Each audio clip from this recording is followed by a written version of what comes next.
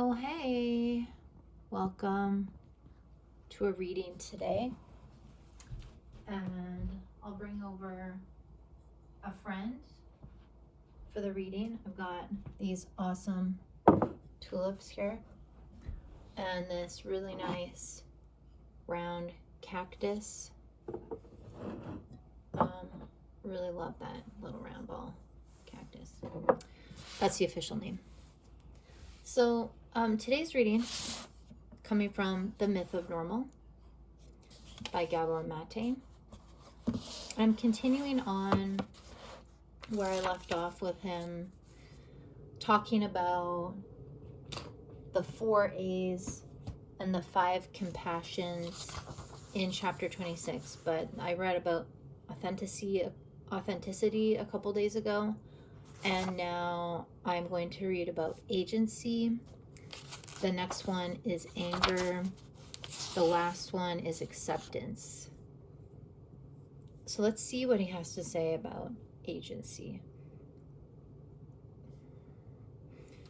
Agency is the capacity to freely take responsibility for our existence, exercising response ability, that's 2 words, in all essential decisions that affect our lives to every extent possible. Being deprived of agency is a source of stress. Such deprivation could arise from social or political conditions, poverty, injustice, marginalization, or the seeming collapse of the world around us.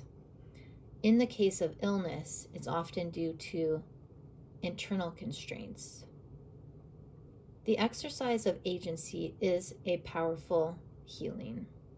The psychologist, Kelly Turner, has studied many cases of so-called spontaneous remission, which, by the way, is the title of her book. Radical Remission is one of my favorites. So she studied so-called spontaneous remission of what has been diagnosed as terminal malignancy. Having worked as a counselor at various hospitals and oncologist offices, she reports, I know firsthand that the patients who listen and follow instructions are considered good patients, while the annoying patients are those who ask a lot of questions, bring in their own research, or, worst of all, challenge their doctor's orders.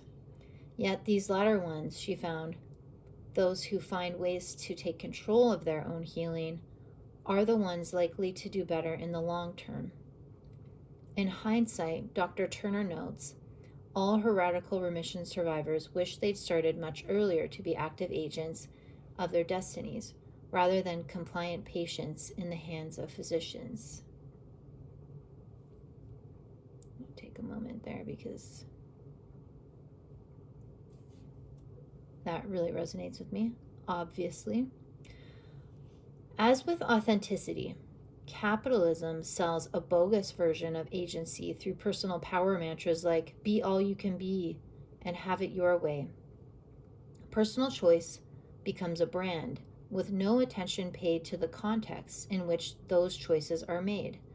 Often the freedom being advertised is the dubious freedom to choose between this or that identity burnishing product or service that will not, cannot satisfy us. Nor does agency mean some sort of false omnipotence or ultimate dominion over all happenings and circumstances. Life is so much bigger than us, and we do not forward our own healing by pretending to be in control when we're not.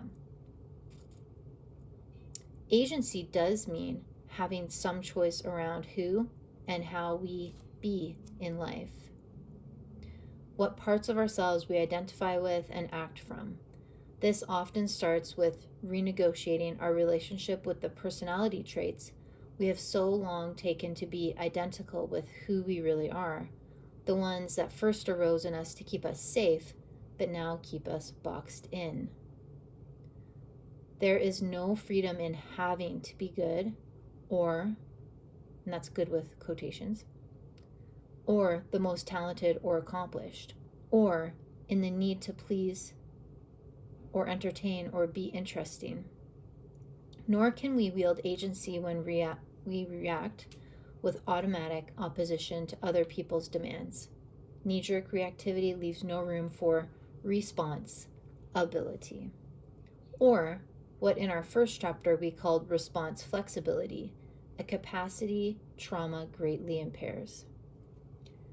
Agency is neither attitude nor affect, neither blind acceptance nor a rejection of authority.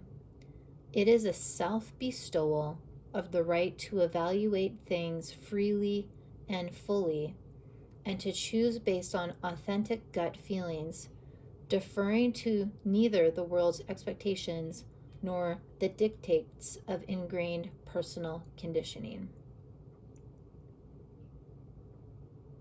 Whoa. The affirmation that I pulled from this, and if you listen to this and you think of your own affirmation from this, you could type it into the comments, but one that sort of jumped out at me was, agency means having some choice around who and how we be in life. This often starts with renegotiating our relationships with the personality traits. There's, the boxed in. The ones that first arose to keep us safe and now keep us boxed in. I don't know, there's something there. But here's the one that I wrote down. I evaluate things freely and fully, and I choose based on authentic gut feelings. So I evaluate things freely and fully, and I choose based on authentic gut feelings. And to me, I think that authentic gut feelings also would include some type of writing to really process, and prayer as well, for wisdom from God that would go along with that to help me sort of process wisdom and get wisdom and insight. There's a verse in Proverbs, I believe, that says, make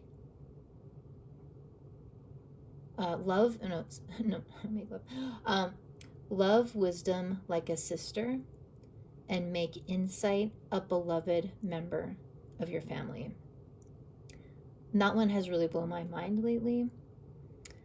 So I feel that on this journey to flexing our own agency, also for me does combine seeking out wisdom from God, and knowing that wisdom and insight will be coming to me. Anyways, thanks for being here. Bye.